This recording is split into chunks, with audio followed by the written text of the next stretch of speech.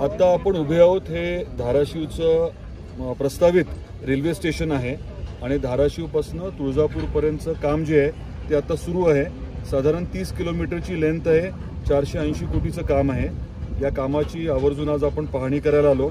युद्ध पातळीवरती काम चालू आहे, 30 महिन्यात करणं अपेक्षित आहे, परंतु टार्गेट आपण त्यांना दिले ते 22 महिन्याचं आहे।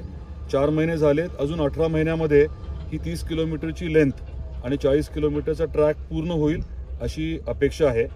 हा पहिला टप्पा आहे। याच्यानंतर एक बोगद्याचा टप्पा आहे आणि तुळजापूर ते सोलापूरचा देखील टप्पा आहे। आपण जे या बाबतीमध्ये संकल्पित केलं होतं, साधारण लँड ॲक्विजिशनची कॉस्ट, भूसंपादनाची किंमत आणि क्षेत्र, त्याच्यामध्ये बऱ्यापैकी वाढ झालेली आहे। तर त्या बाबतीतलं काम आता चालू आहे। 2019 मध्ये 2012च्या रेटच्या अनुषंगाने एस्केलेशन धरून त्यांनी जे एस्टिमेट केलं होतं त्याच्यातही काही बदल आहेत।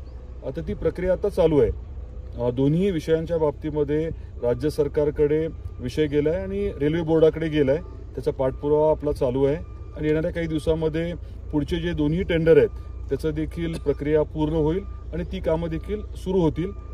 ओरिजिनली 60 महिन्यांमध्ये हे काम होणार होतं, म्हणजे साधारण 5 वर्ष असं सांगण्यात आलं होतं, परंतु त्यात आपण आग्रह धरला की एवढा वेळ नाही योग्य। मध्ये 2.5 वर्ष ठाकरे सरकारमुळे ऑलरेडी गेले होते, त्यामुळे मग त्यातनं मार्ग असा काढण्यात आला की काम 3 टप्प्यामध्ये करायचं ठरलं।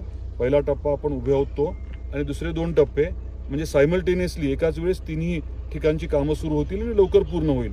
आता आपल्याला जे बदललेलं वेळापत्रक दिले त्या अनुषंगाने 30 महिन्यामध्ये पूर्ण काम सगळंच होणं अपेक्षित आहे। कदाचित एक 6 महिने मागे पुढे होईल। आता 480 कोटीपैकी किती निधी उपलब्ध झाला आहे आणि उर्वरित जर निधी असेल तो येणाऱ्या अर्थसंकल्पात किती मंजूर होण्याची अपेक्षा आहे? नाही, या पैशाच्या बाबतीमध्ये काही अडचण नाही आहे, कारण हे टेंडर झालेलं आहे।